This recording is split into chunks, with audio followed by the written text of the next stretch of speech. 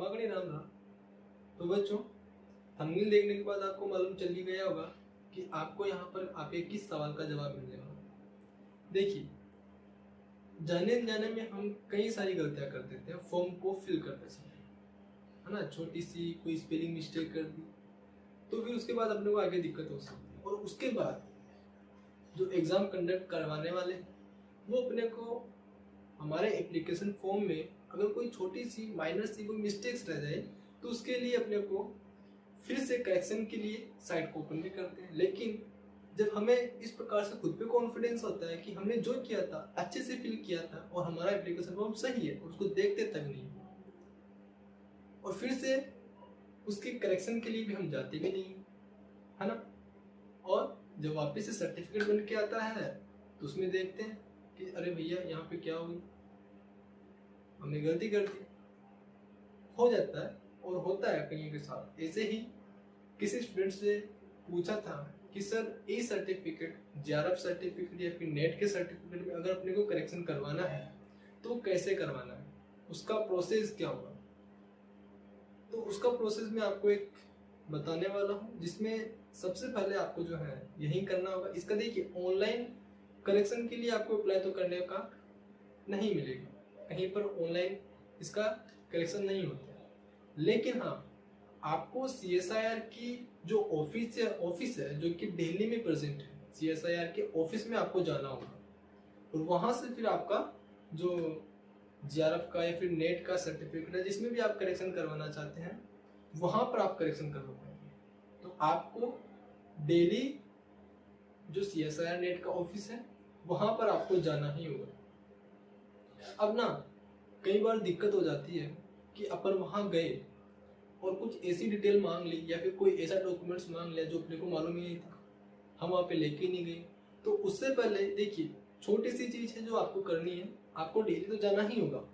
उससे पहले आप एक और काम कर सकते हैं कि आप CSIR वालों को या फिर NTA वालों को मेल पे जो भी आपकी क्वेरीज हैं, जिसमें भी आप करेक्शन चाहते हैं, जो भी आपकी प्रॉब्लम है, तो उनको मेल कीजिए।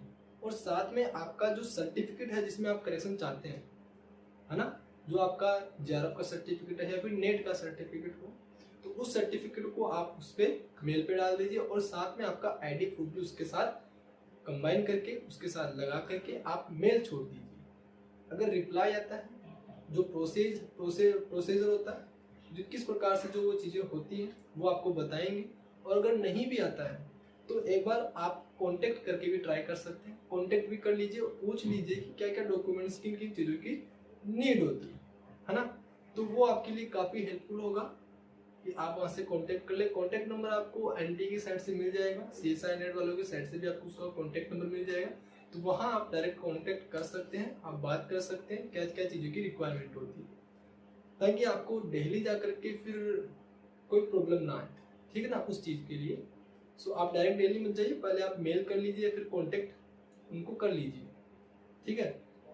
अब इसलिए मैं कह रहा हूँ क्योंकि दिल्ली, अगर आप दिल्ली में रहते हैं तो आपको प्रॉब्लम नहीं है, आप अप डाउन कर सकते हैं, कोई प्रॉब्लम नहीं है। ऑफिस जाकर के शाम को ऑफिस घर पे आ सकते हैं, कोई दिक्कत नहीं। लेकिन अगर कोई स्टूडेंट अदर स्टेट से, जैसे कि राजस्थान से हो या फिर मध्य प्रदेश से हो, MP से हो, UP से हो, है ना, या फिर कर्नाटका से हो, महाराष्ट्र से हो, तो इतनी दूर से दिल्ली जाना पॉसिबल नहीं होता। तो कई स्टूडेंट्स ये सोच रहे थे कि चलो ठीक है वापस से जेआरएफ निकाल लेंगे, क्या दिक्कत आ रही है ना। तो ऐसा नहीं है। तो आप पहले मेल कर लीजिए, कांटेक्ट कर लीजिए उनको, उसके बाद आप दिल्ली जाए।